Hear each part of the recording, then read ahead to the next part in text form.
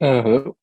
Hello. Uh, and just to verify as well, you're here for this dynamic programming interview, mock Correct. interview, is that correct? Correct. Okay. Is there anything that you'd like to, add or talk about, like what you're hoping to get out of today's mock interview by chance? Um, yeah, it's the first time for me to participate in this mock interview, and also there's a coming technical interview next week. So yeah, I'm not familiar with this whole process. That's Oh, why I okay. choose dynamic programming first. So a lot of these technical interviews will probably require you to share your screen throughout the Mhm. whole process, in both like the mock ones and the real ones. So just FYI. And then of course, you'll be having a coding link that you'll be using as well. Yes, and this is the one actually it looks like you're sharing right now. So during the interview, do they need me to turn on the camera and I can still work on my paper? So eventually, once I Uh, figure it out, I can just write on this Google Docs. Do you think that will proper? Or so yeah, because I I think I I think cannot draw here. If I want to yeah, yeah, draw an yeah. array here, how can I draw it? Right? Yeah, that's a little issue. So you would actually have to type out the array is kind of the idea. You would have to actually, or actually there is a Oh, drawing tool here in the gotcha. Google Like Doc. this way. But like for example, yeah, like that. For example, in the code bunk, there's no draw. This one in Google Docs you can draw, luckily. So yeah, you could draw if you want. But in the code bunk, you will not be able to draw. So what I see people sometimes do is they'll be, oh, can you give me a minute or two, and I will, draw out on my paper in pen right here, and then Hmm. you explain it after. I think is what I've seen some people do if you Okay, require some so like gotcha. handwriting. So that But should be you should fine, let them right? know. Yeah, yeah, it should be fine, but you should just let them know. Because maybe Yeah. some they just otherwise if you're just quiet, they might not know what's going on. So just let them know, and I think it should be fine. Yeah, I would turn on my the camera, so this way they would know what I'm doing. So Yeah, yeah. So it's yeah, it's a part of like a thing that COVID people have to get adjusted or used to. So yeah, yeah, if you prefer, writing on pen and paper, that's usually fine for me. But just make sure you clear it with the interviewer, that they're also aware. okay, gotcha. I just let them know. Cool. All right, thanks. Yeah, Yeah, exactly. no questions. Yeah. Yeah.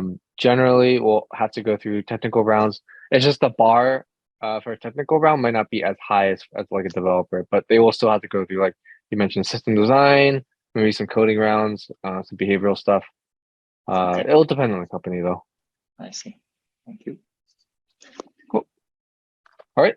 Let's see. Yeah, I think that's basically kind of it for me then.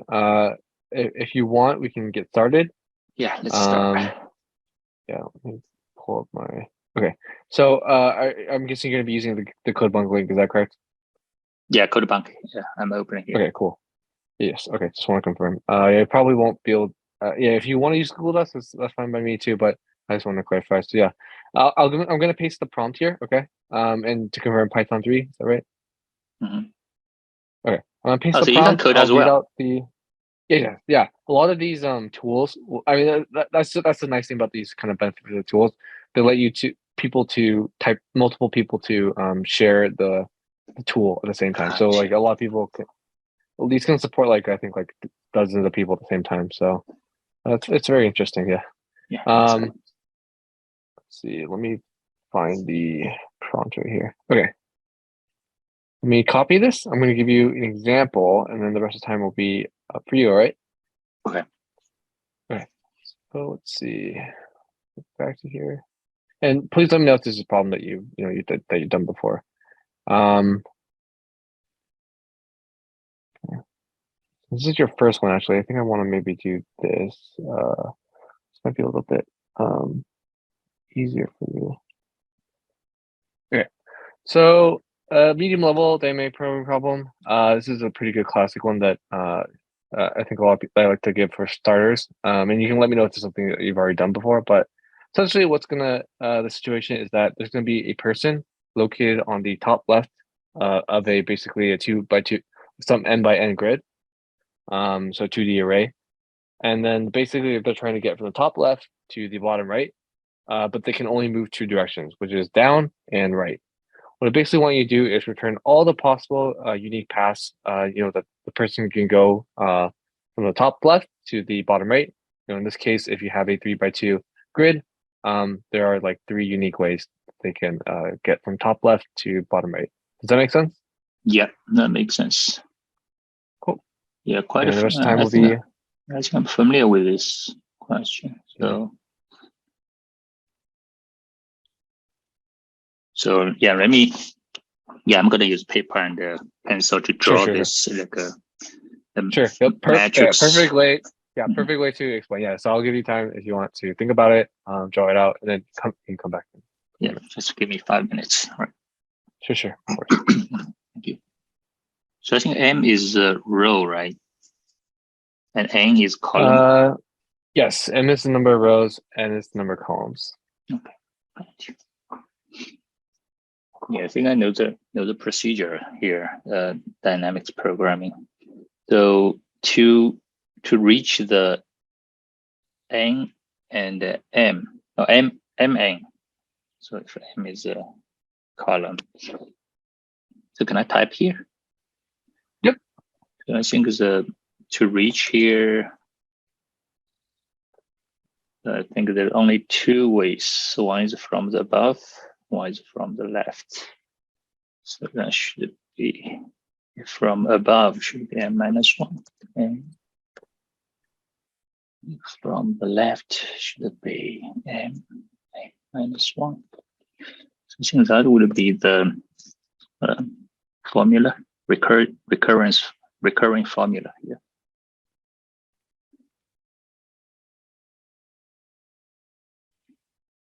Yeah. So we can chase back to the beginning, which is 0, 0. So the top left corner. So once we start programming, let's do the opposite way, dynamic. So we can start with the 0, 0, and then calculate the 1, 1. So we can initialize all the first row and the first column, and then we can start, coding, like dynamically coding the matrix 1, 1, and then just a loop, right, until we reach to the M and N. So that's what I'm thinking here. Sounds good. All right. Should I code right now? Yep. Yeah. Okay. Feel free to. Like usually this time is up for you to how you kind of want to manage or do it. But yeah. Okay. Okay. So eventually the goal is just code. Yes. Yeah, so the end goal is that you're going to have a working solution, coding solution. Gotcha.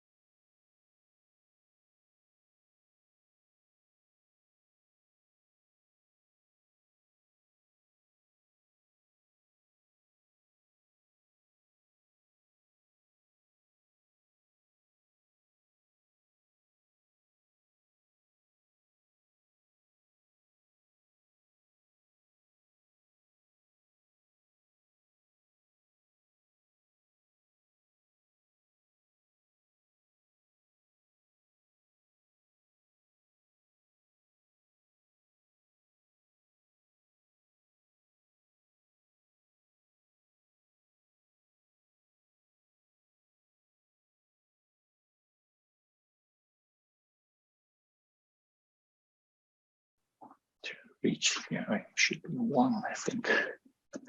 Initial value.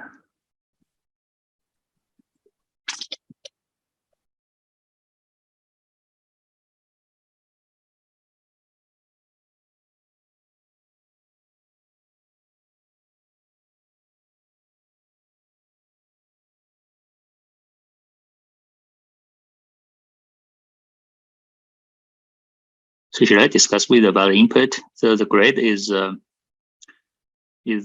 times n grade. Yes, m by n grid. Yep. So I think I should get m first. And it's a long grade. And it's a column that would be grade 0. So I want to deal with the extreme condition, whether grade is null or not. Just assume the invoker will deal with that. So I think this will be the initial one. Oh, I can write. Right. What do you write? Or what was the question? Yeah, Can you write something? Yeah, just write something. Oh, okay. Write. Oh, trying to run it. Okay. Oh, yeah, sure. Oh, I see. Because I see. Because the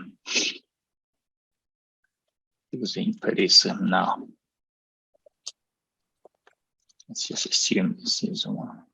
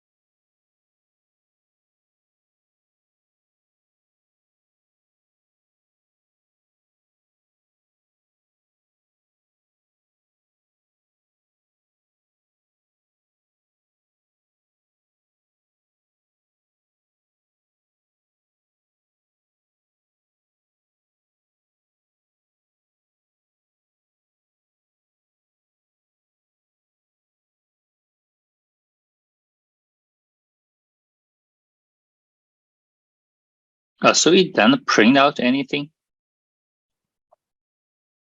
Let me check the thing if it does. It should be on the right side if it does print out anything. It looks like nothing is being printed because you're not calling your code with anything, right? There's no unit test or anything. You have to actually make a Gotcha. call to it, right?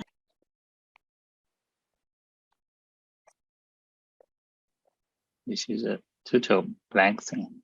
Gotcha. Yeah.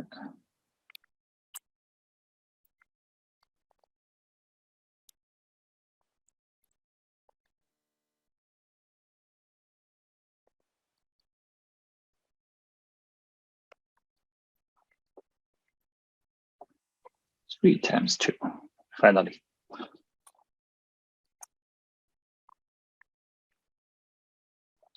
So initialize the 0, 0 and the first row, first column. And then I'm going to start with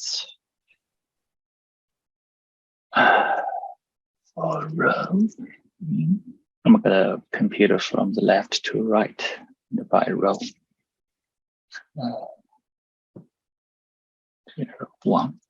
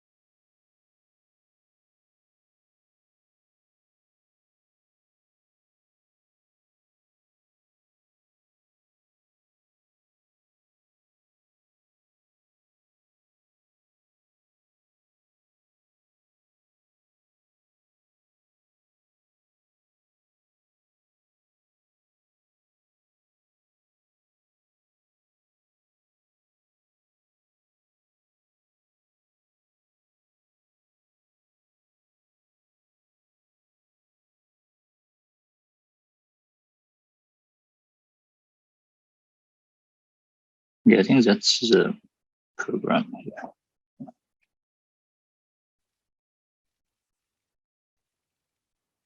Should I walk through more examples here?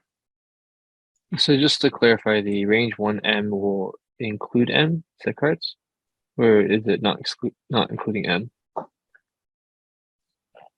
I'm not too familiar with Python, so just asking. Yeah, this one does not include M, but it starts with 0. So I already initialize the 0 here. So that means it's the index is from 0 to M minus 1. This does not include M. Got it. So I can print out the row and the column if you want, because at the end, the row column will stay at the M minus 1 and the N minus 1. So the last column, last cell. Oh, okay. So it'll reuse these variables in the loop. Let's see. Mm-hmm. Cool. Got it. Yeah, it's a little more clear. Yeah, I just walk through the 4 and the 3. It is 10. Let me walk through the 3, 3. Should be 6. So do you want me to calculate the complexity? Yeah, we can talk a little bit about the complexity. Mm-hmm. So the time complexity, yeah, let's start with the space complexity. Space complexity, basically I copy the matrix. I did not copy the matrix, just to use the same size of the grid. So, but filling the different value. So starting from the top left corner, so I think there's only one way. And the first row, obviously there's no other path to the first row. There's only one way. Just go to right. So the first column is the same thing, just go to the bottom. So that's why I initialize all the metrics using 1. So it's 2-dimension array. Yeah, I don't worry about the starting from 1, 1 because I'm going to compute the rest of them. So the start point will be 1, 1. So the space complexity will be M times N. Okay. Yeah. So should I type here?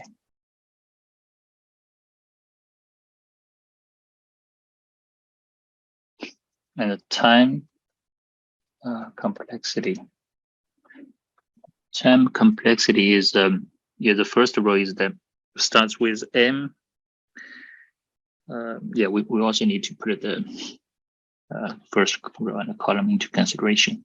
So yeah, basically we walk through each cell, and each cell we just use O1. So the totally will be, I think it's O, it should be same here, M times N to start. Yeah, that's the time complexity and the space complexity of this code. Or is there anything you want me to ask, or you don't want me to address? So I do have like a quick follow-up question, I think, before we go into, I guess, like the feedback stuff. So, this is just for like a normal MN grid, but I'm curious if, maybe this time if the input is, the grid itself. So maybe if the input was, the actual kind of grid. In this case, it'll look like something like this.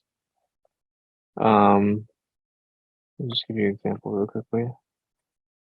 If the grid was something like this, actually, I can have it on paper here. Essentially, what the idea is that, if the grid is essentially a 2D array, with zeros and ones, where 0 is like the path is open and 1 is the path is like there's an obstacle or a path is closed, how would you maybe update your algorithm to account for that? And let me give you like an example here. So in this case, this denotes that the middle area is like unblocked. So I think in this case, the output would be, I think, like two unique paths. Middle is blocked. Yeah, I'm gonna work on my paper. Yeah, sure. This is just like a follow-up question. Yeah, so I can set the middle one. When I compute the table or initialize this table, I can put a for this one would be 1, 1, right?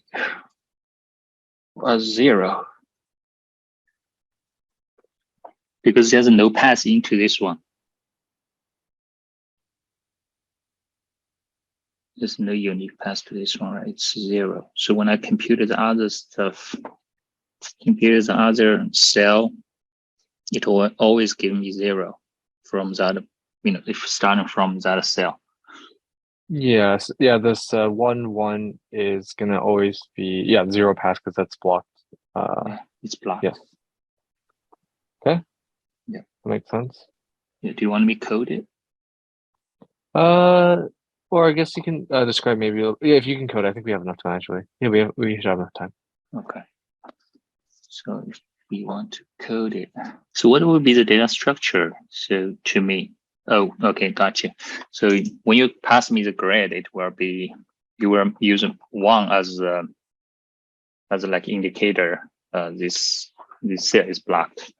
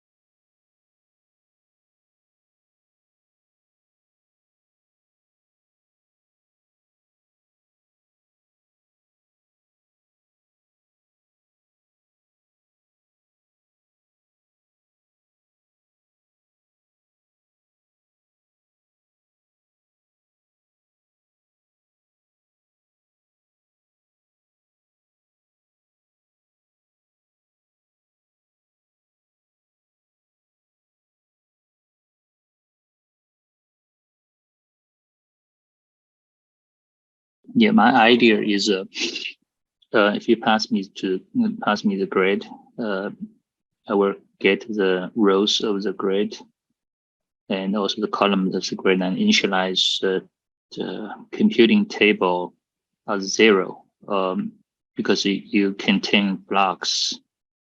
So that's why for all those cells which equals to 1 will be the computing table, the corresponding cell will be 0. That means always there's no passing to it. Because this one you probably is not a good example because you only have 1 cell. But anyhow, I need to initialize all the table, computing table. But to compensate that, I have to manually type in the initialize the first.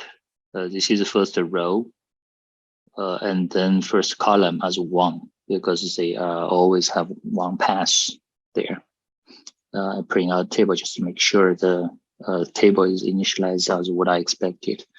And so the main body will be a little bit different. So for those cell which corresponding to that grid, because the two cells computing matrix is exactly has the same dimension as the original grid. So if that cell is equal to 1, that means it's blocked, so we don't have to compute it because it's already set as 0. So initialize the value there. For those equals to 0, so I'm going to compute the unique path. That's how I get the 2 eventually. Okay. Yeah, I'm trying to think too, because I think there might be some edge cases that are, or there might be some like bugs or maybe scenarios where this might not work. Oh, that's right. Yeah, what if the right? Yeah, what if the edge might have a block obstacle, right? Yeah, exactly. That might be the. Yeah, I think we should still do the opposite way here. So initialize the 1, but for those, no, you don't have to. Maybe which one is optimal. So yeah, let's still use this as 1, but we have to walk through the grid.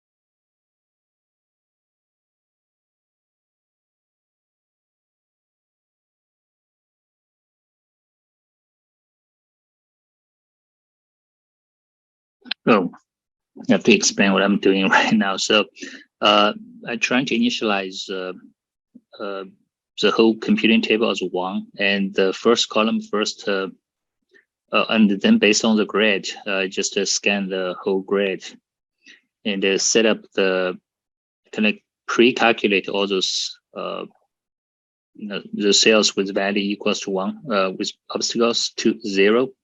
So that's how I initialize the whole computing matrix here. And Got it.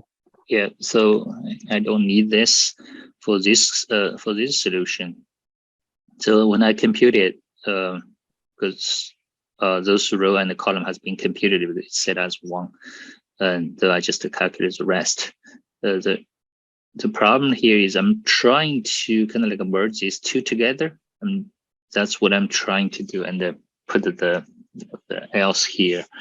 But after I put else here, I found my range actually starts from 1. So that's what I'm trying to think about. Is there any way I can combine these two together instead of, kind of like scan the matrix twice here?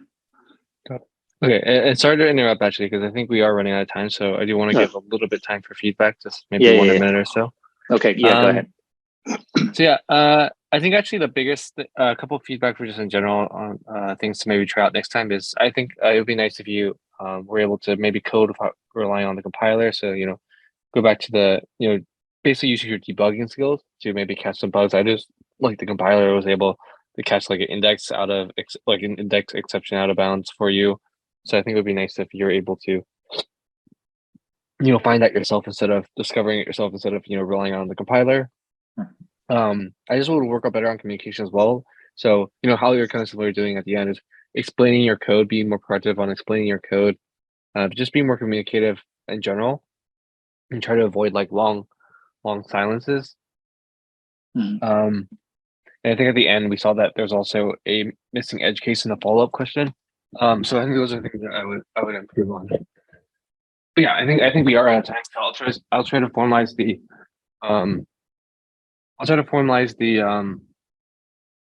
feedback. But I think those are the main things I noticed that could be improved on. So be more communicative. You mean so when I try to think about how to solve it, I should just talk about it, right? Exactly. Basically, you want to excuse me. Mhm. You want to be able to explain like why what the code does and like why you're writing it the way it does. Like what are you trying to what is it that you're trying to do, right? How does it relate back to the algorithm and stuff like that? Okay.